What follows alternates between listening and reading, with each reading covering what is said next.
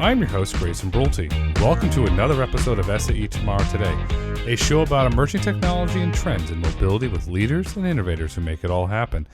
On today's episode, we're absolutely honored to be joined by Dr. Rodney McGee, Chairman of the newly formed SAE J3400 NACS Task Force, and Christian Thiele, Director, Global Ground Vehicle Standards, SAE International.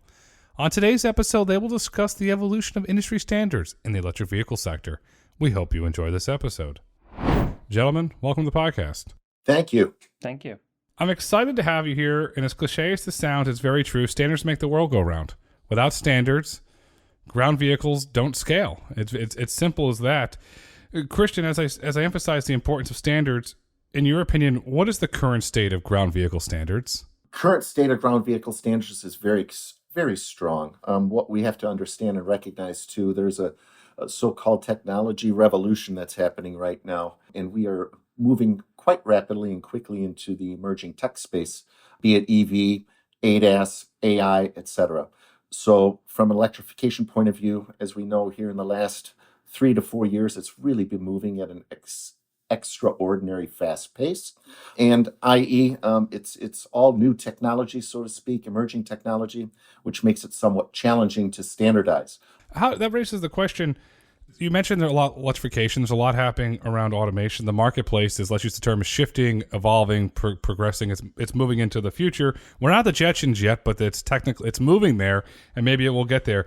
How is SAE in the ground vehicle standards committees? How are you staying ahead of the curve there, Christian? Do you have a whole task force with individuals such as Rodney that are looking at new technologies or things that might be standardized, or what are you doing? Yeah, absolutely. And these things didn't start just yesterday. The electrification side started many, many years ago, and it's obviously grown and evolved.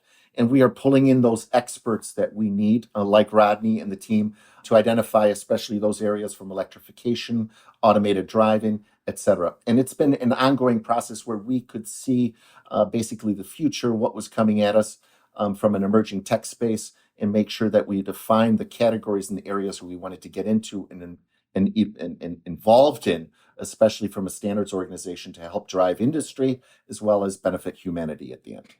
And Rodney, from your perspective, how are you helping keeping your committee ahead of the curve? Right. Well, my committee is focused on basically, taking the connector, which is, currently in North America just, used by Tesla, but recent announcements have from a number of OEMs mean that, more than a majority share are now aligned on the NACS connector.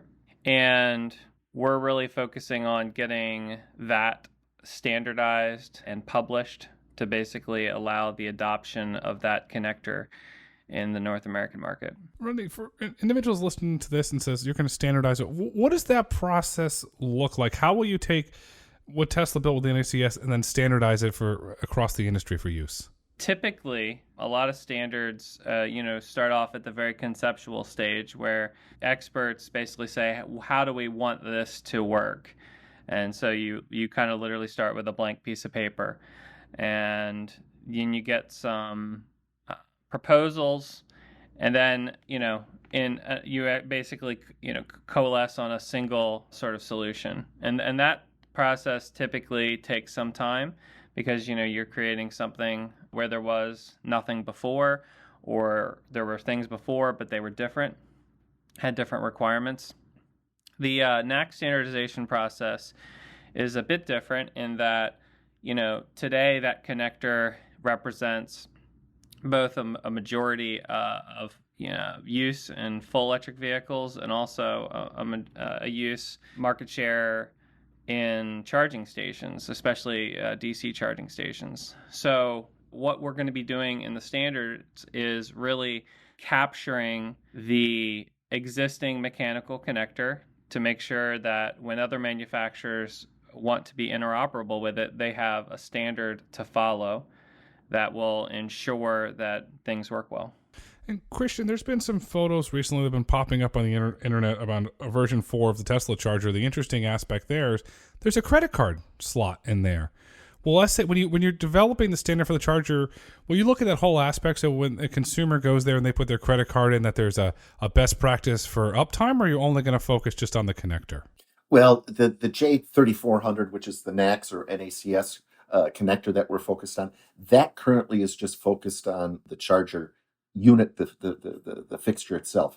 At the end of the day, we have other standards that are out there that exist out there that are working for the interoperability point of view, the communication point of view. Because if you remember SAE, obviously the standards back in the day were always focused just on the vehicle, and the vehicle was a standalone entity.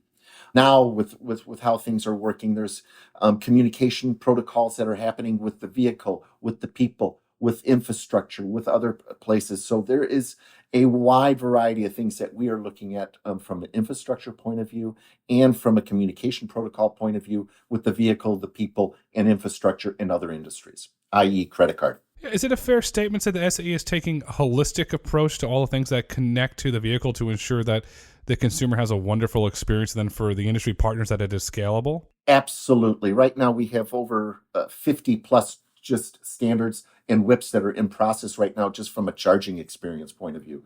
And so we are looking from an electrification point of view. We have well over 100 standards that we are currently working on or have already published. So that's just electrification, which also includes communication protocols and things of that nature, where cybersecurity, et cetera, credit cards, things of that nature. The financial institutions are important. We're working on and focused on. It was a very big move, well covered, well documented, even a mention from the White House when SAE is announced that they're going to be standardizing the Tesla-developed North American charging standard connector. How did that come about? Was there a phone call from industry? Was it a phone call from Tesla? What started that whole process to got us to the point today where it is now becoming a standard? Well, let's understand. First and foremost, the J1772 was obviously started many years ago and has evolved, and it's a solid standard as well.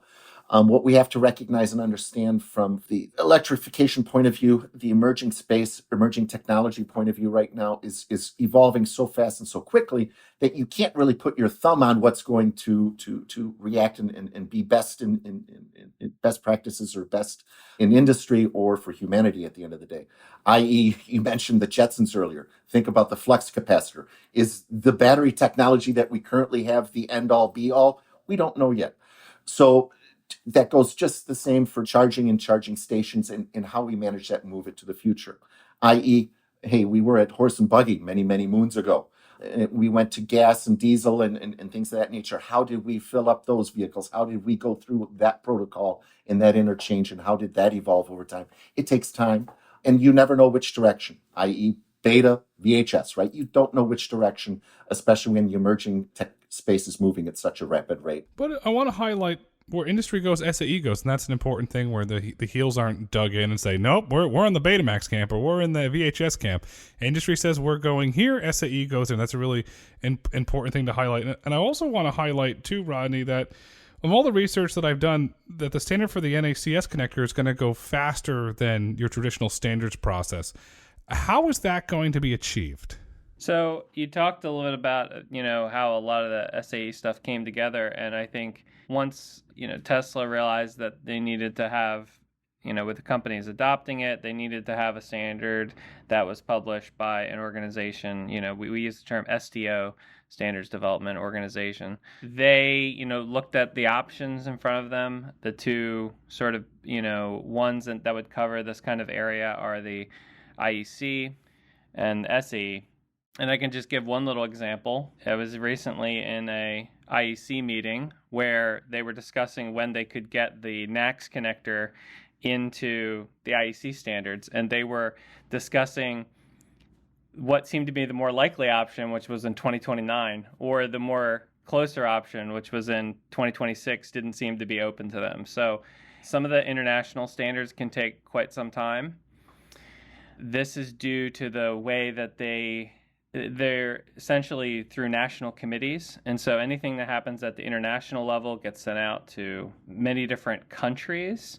And then those countries have to then take their technical committees and respond. In SAE, the standards is developed by individual experts from a variety, both internationally, from different suppliers, different automakers, general interests. And so the process is the people involved writing the standards are the people involved commenting, and there's a much shorter process to take into account revisions. The second thing I sort of alluded to earlier, which is the fact that NACS is unique in that it already exists in large numbers in the real world.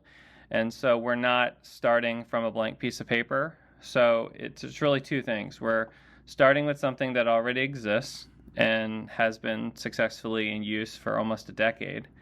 And number two is just the SAE process when there is consensus on what we're doing, and in this case there is because it's already out there, especially when we talk about the mechanical coupler, we can move much quicker than would be a typical. Is it a fair thing to say, Rodney, that you're able to reverse engineer the charging plug now to help accelerate that? Because you said it's clearly out there in the field for over a decade. Well, luckily we don't have to reverse engineer. We can just get the drawings directly from the organization. But certainly I will say that one of the reasons I sort of volunteered and sort of took initiative on some of these efforts is I was quite knowledgeable of how the Tesla system worked. Certainly in the early days of electrification, it wasn't clear at all that Tesla would have a majority market position in terms of vehicles and couplers.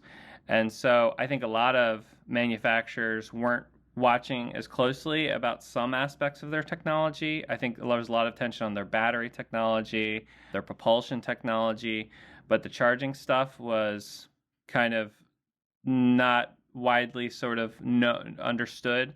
So it has been helpful to, we have Tesla's been involved with this process, but also bring in, people who have knowledge of how Tesla charging works. You're sitting here as the chair. What are some of the challenges that you're going to have to overcome to standardize the NACS connector? And don't say Christian. To the extent that NACS does mean people have to make changes, even if it's just at the mechanical level, there are electrical differences between NACS and J1772 that will require sort of manufacturers to make changes. And if, it was a different situation and, Tesla hadn't already have a lot of stuff in the field, I think there would be a lot of pressure to, really maybe it would be more open-ended what exactly would be the standard. But in this case, most of the people who have sort of joined up with Tesla and their charging system, they very much want to take advantage of the existing infrastructure. So when you want to take advantage of the existing infrastructure, it sort of bounds the work. So one of my sort of challenges will be continuing to remind people that, this is a deployed system. Looking forward, certainly there's going to be things that will be added to it within the standards development process, but just reminding people that nobody wants to adopt or build a NACS standard that's incompatible with the existing deployment of NACS charging stations, right? Because that's part of the big reason to move. And a lot of people involved with standards are very much used to starting with that blank piece of paper where, from beginning, you're able to sort of sketch it to whatever you want to be. In order for us to hit our sort of goals in terms of timelines for getting, this standard out, and also just the goals of people who are adopting NACS and compatibility, interoperability with existing equipment, that helps sort of mitigate those challenges of people wanting to sort of reinvent the wheel, so to speak. Christian, what is that timeline for the standard? Has SAE or the committee made a public statement around a timeline? Yeah, we're looking at publishing something inside about 6 months, and it'll be a technical information report is what we are looking at publishing. So towards the end of this year, we are looking to publish that, and then we will vet it out through continued best practice publication that'll happen about a few months after that, and ideally end up being a standard once it's vetted even further within the industry organization. So ideally, a standard usually is developed anywhere from 16 to 18 months is typical time frame. We have been as quick as 10 to 11 months, and this will fall around the 11-month window to be a complete standard, although something, the technical information report, which is critical and vital to a standard development, will be released and published by the end of this year. Could this become the fastest standard in history just based on the way that the industry is moving at such a rapid pace? Every day you open the Wall Street Journal, there's another announcement from a global OEM that they were adopting. It seems every day I'm waiting for another OEM to go. Yeah, and recognize and understand, as Rodney put it very clearly, obviously this has already been engineered. This is already out there. And there's a reason here in North America, everybody is starting to head in this direction of the NACS charger. That is because it's deployed in large numbers. There has been some issues from customers, certain dissatisfiers with charging and the charging experience, which we want to avoid. Obviously, if you want to start selling vehicles and getting vehicles out there to scale, you want to avoid that. And by adopting the NACS charging system, you have more to choose from and more to grab onto, and that allows the GMs, the Ford, the Mercedes-Benz, et cetera, Rivians, Teslas of the world to sell more vehicles, because now you make it easier and more customer friendly at the end of the day for people to charge their vehicles. And I'm a very proud EV owner, and there's nothing worse than broken chargers. I was in Orlando earlier this week, and I get there's 4 chargers. The hotel had 400 rooms. 3 of the chargers were broken. The only one that worked was the Tesla charger. Okay, thank goodness. And it was just that, otherwise I have 20 miles of battery and I'm going to have a problem. But the charger reliability is a very big issue, and we've seen that across the board. And if you read public documents around the Tesla charger, this is not an opinion, it's based on public data. They seem to have a higher uptime average across the board than traditional chargers. So the NACS is becoming standardized. What happens, Christian, to the J1772 standard? Does that continue to live on, and does it live in other markets, or where does that go? Oh, yeah, it will continue to live on. You have to understand there's many vehicles that are out there, obviously, with the J1772 standard. So that will continue to live on and evolve. Depending on who adopts the next standard, right? Europe, we don't know yet if they're going to adopt. Asia, the Asia Pacific Rim, we don't know what's going to happen. In emerging markets, South America, Africa, we won't even go there yet because we're still focused on certain levels of ICE engines and things of that nature that is going to go into the future just based on infrastructure alone, right? So, but ultimately, the focus here should be clearly to see what we continue to do and develop.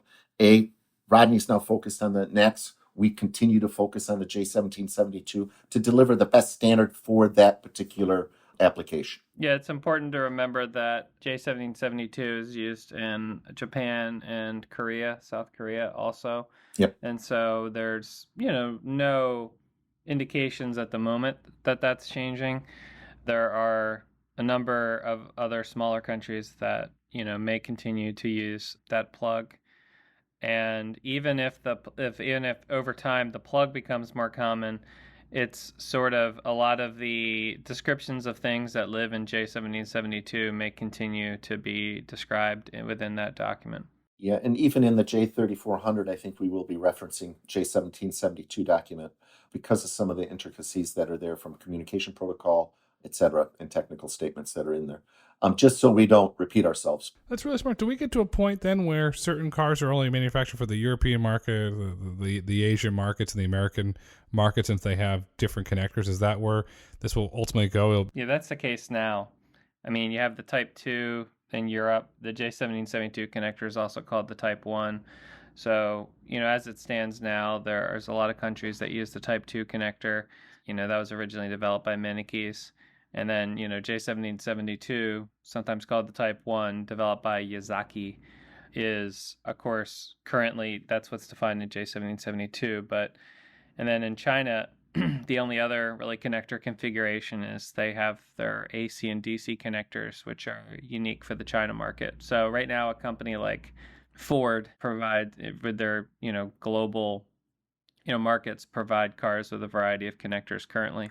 Yeah, and just so we're clear too, the automotive industry, which I've played a role in for 30 plus years as a supplier, I've supplied to right-hand, left-hand drive vehicles.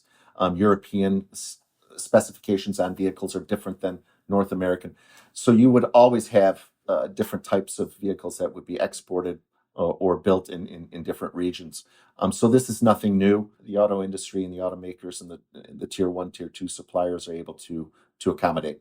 And I have to ask this because it's just me being me, and I'm more curious than anything. We had the ruling out of the EU where the iPhone has to go to the USB-C standard, which was a ruling from a government body. Do we see anything that you've historically can look at, or where a government body says, okay, we're going to this standard and to scale, and that has a dramatic change, just like we saw with the iPhone plug with going to USB-C in the EU? So certainly, I think with the NEVI rules, there's not a requirement for vehicles to use a certain connector. There's requirements that charging stations have certain connectors on them to qualify for funds.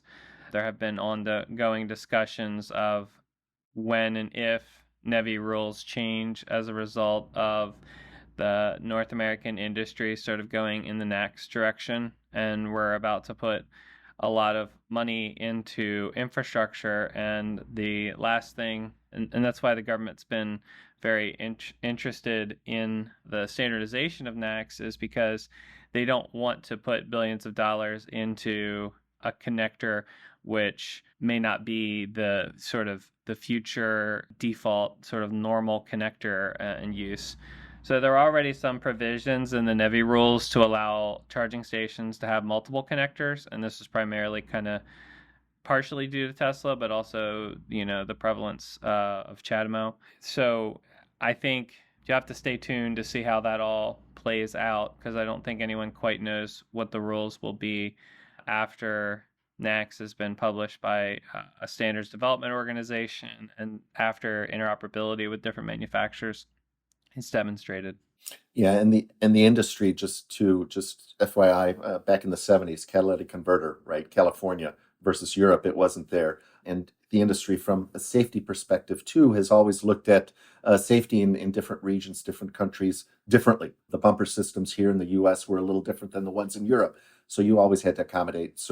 But eventually scale does win out, and standardization helps develop that scale to reduce the cost from an industry and development perspective, and ultimately benefits humanity through the long run of scalability from a cost perspective and the savings perspective. Let's go into the higher class of vehicles, the class 6, class 7, class 8.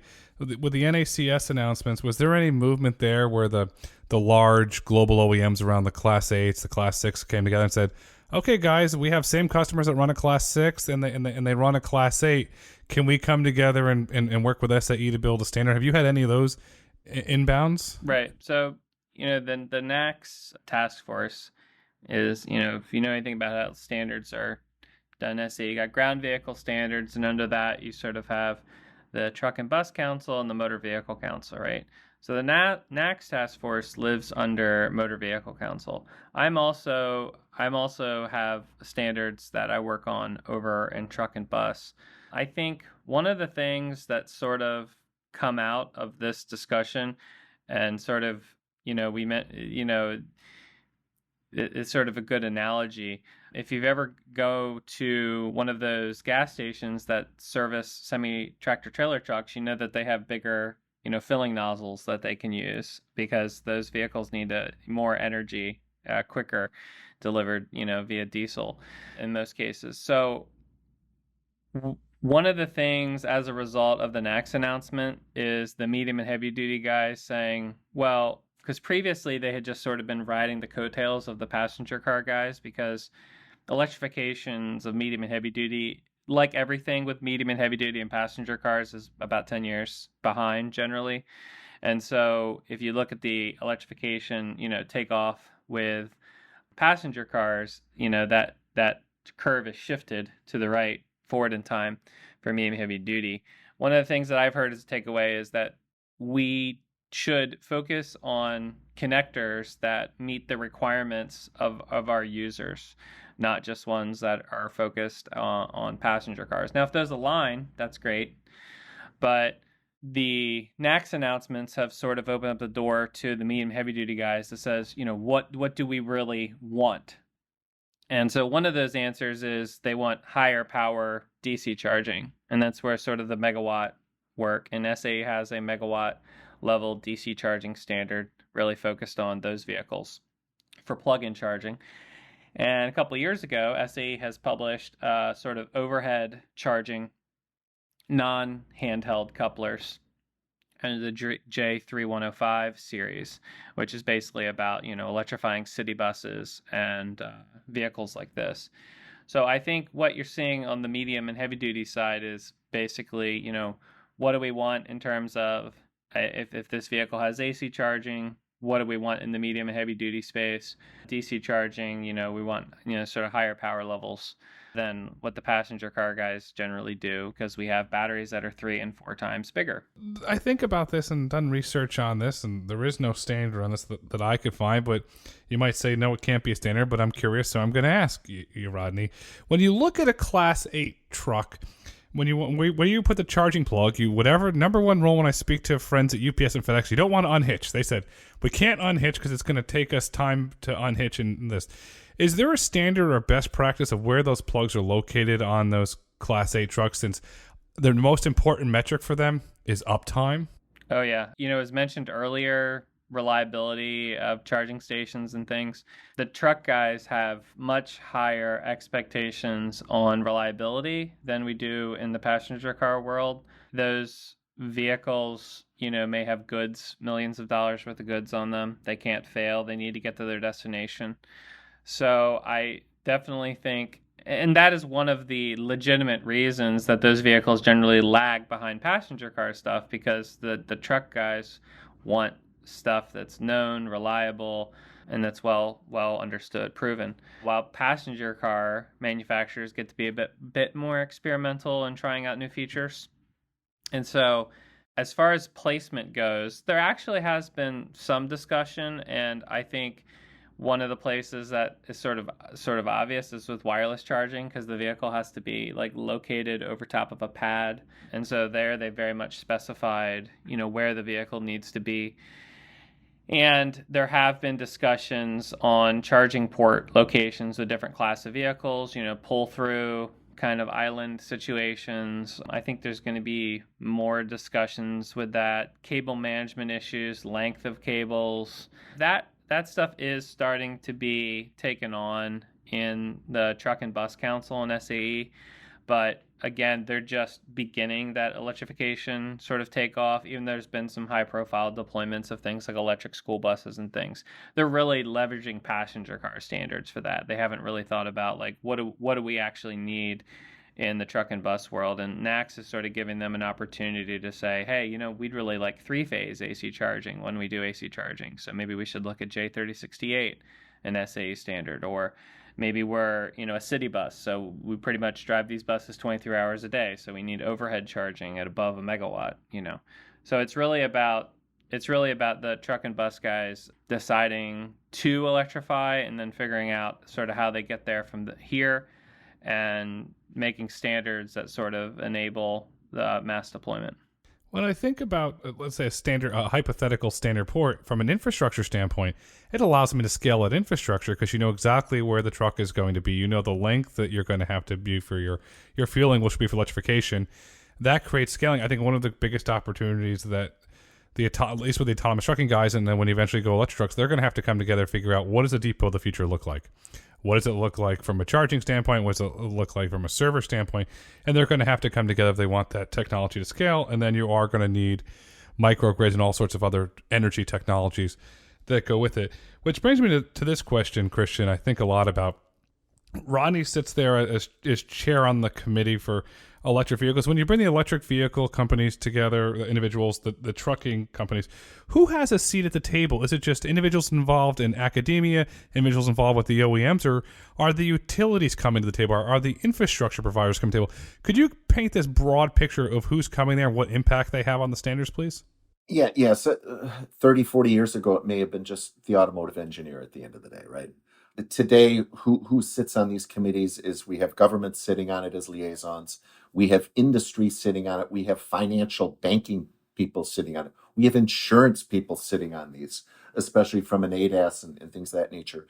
So the industry is not just stuck or confined to the automotive space anymore. The industry now, as we see it, is the complete ecosystem, from the transportation side, the infrastructure, road infrastructure, from the communication side, your 5G, 4G communication protocols that are out there, the infrastructure communicating with signals, traffic signals, safety signals, communicating with the The people is also now an issue, especially heavy. We're focused on in Korea right now from an ADAS perspective, focusing on how do we communicate with people to prevent and protect the vulnerable road user from getting hurt, right? So it is all encompassed, all involving. It is not just the automotive engineer anymore. You have people from all walks of industry that are interfacing with that vehicle. Christian, we talked about scale a lot during this podcast, and as electric vehicles scale, the charging infrastructure becomes more readily available.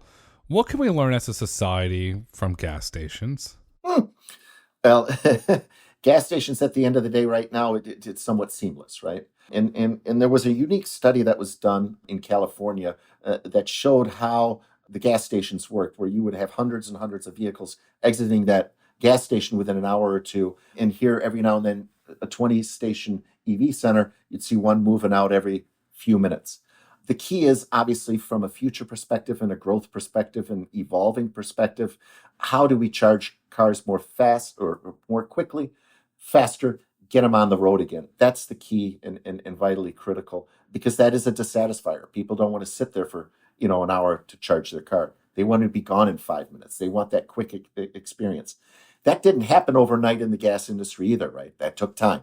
And obviously, this is going to be evolving as the technology evolves into the future, i.e. the flux capacitor. Rodney, as we look to the future, what new standards will be needed to ensure a healthy mobility ecosystem? So right now, I think there are some gaps in terms, and some of this has already been discussed in some of the press releases SA had about NACS. But right now there are some problems with the public key infrastructure. We do not have a situation in the U.S. like what we have with cell phones, where you could simply roam across to different networks, and nowadays your cell phone just works. You pay your cell phone bill. You can sort of remember the old days where it very much mattered who's roaming charges and things like that. So that's stuff to be sort of sorted out. What we want is the ability for cars to plug in and charge without a lot of hassle, around. It's not just payments. It's also just simply identifying who's who, that this particular Ford vehicle is plugged into this particular charge point station and they have a plan that allows them to charge, right? And that is sort of where standards and sort of business relationships sort of meet. And it generally, some standards, it's not just SAE, ISO and IEC standards have sort of fallen flat when the rubber hits the road in terms of interoperability across different charging networks. So that's some gaps that really need to be addressed. Christian, underpinning the global transition to electrification, whether it's infrastructure, ground vehicles, heavy-duty vehicles, school buses for that matter of fact, is a global supply chain that is murky and in some cases no transparency. We don't know where the minerals are coming from or how they're being out of the ground. We don't know how they're being refined. We don't really have a good understanding of the amount of carbon that's being generated through that process.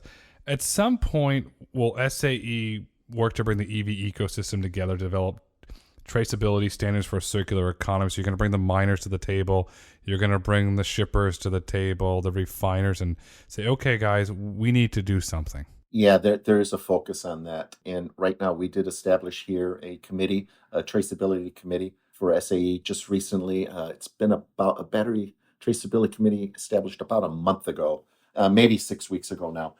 So where we want to identify, and because governments and regulatory agencies want to identify, i.e., if you remember the days of the conflict minerals, the Congos and stuff like that, they want to identify what's going on.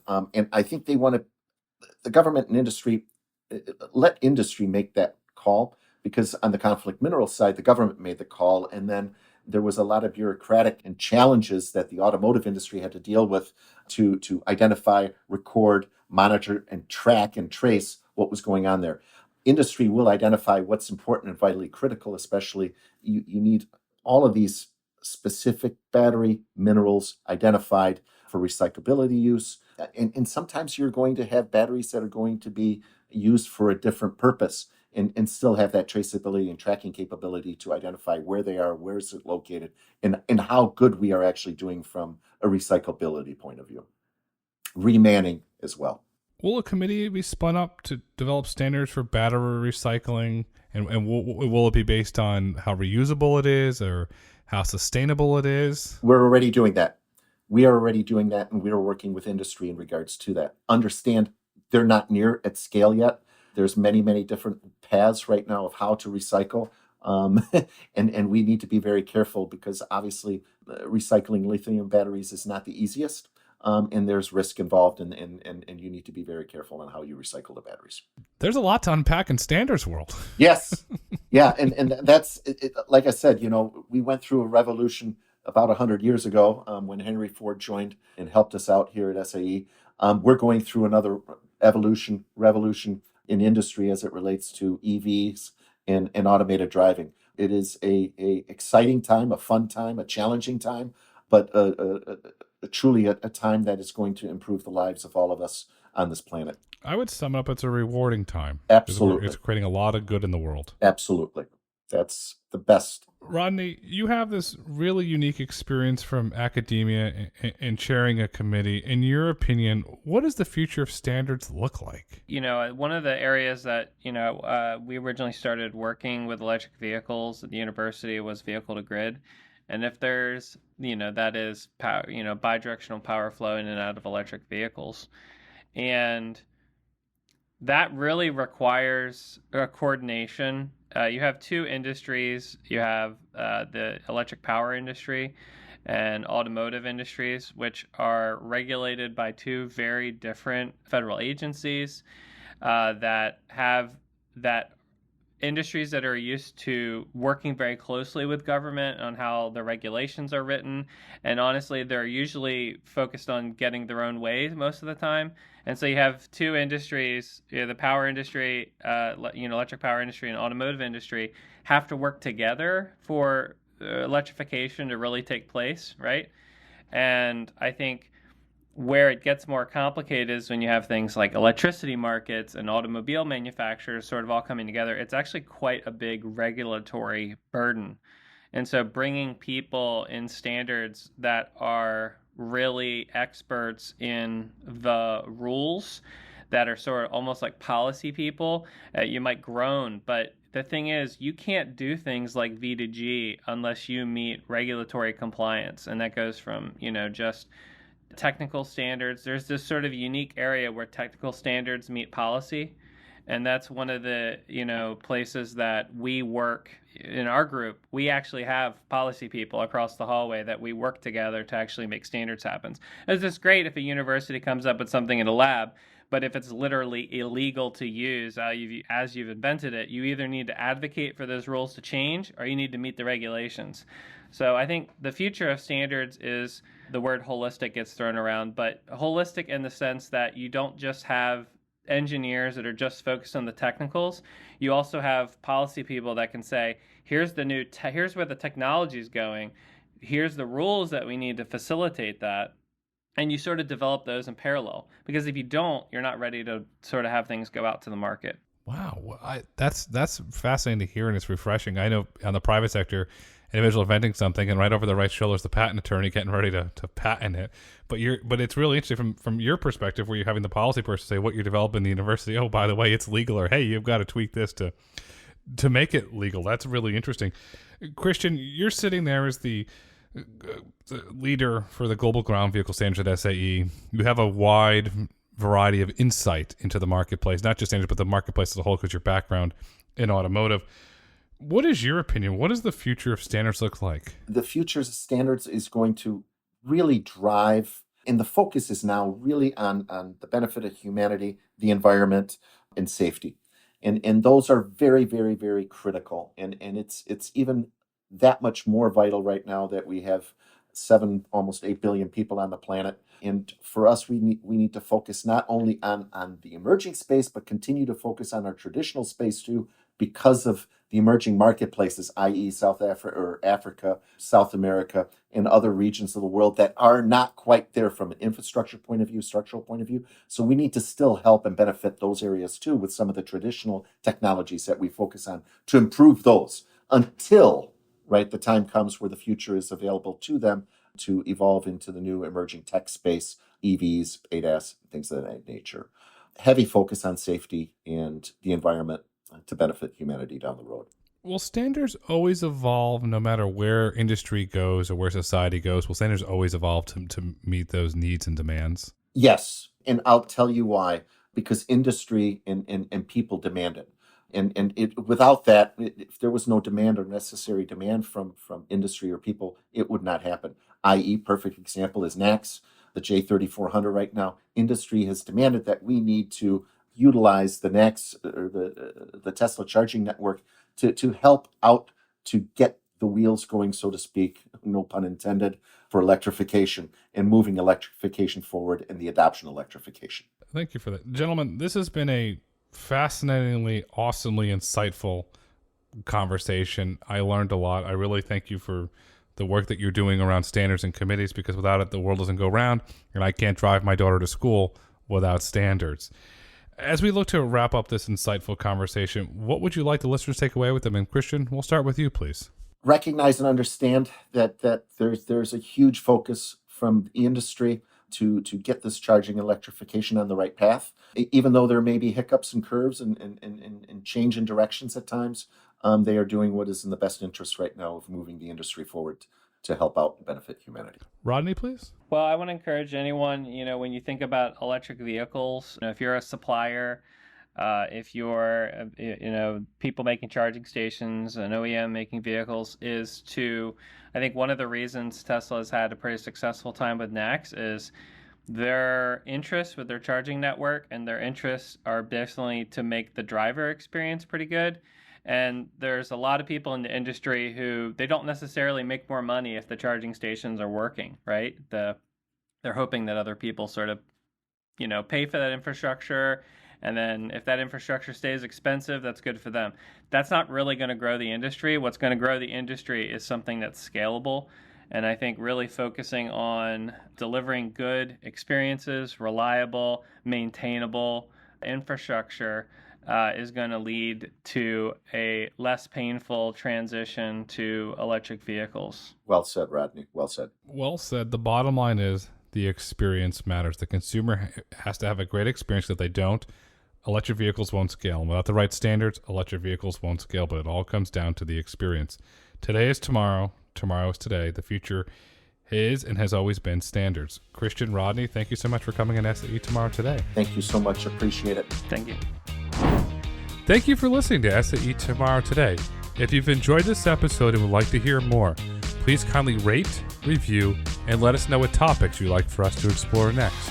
Be sure to join us next week for another episode of SAE Tomorrow Today Unplugged, where I'll share my insights into markets and the future of mobility. SAE International makes no representations as to the accuracy of the information presented in this podcast. The information and opinions are for general information only. SAE International does not endorse, approve, recommend, or certify any information, product, process, service, or organization presented or mentioned in this podcast.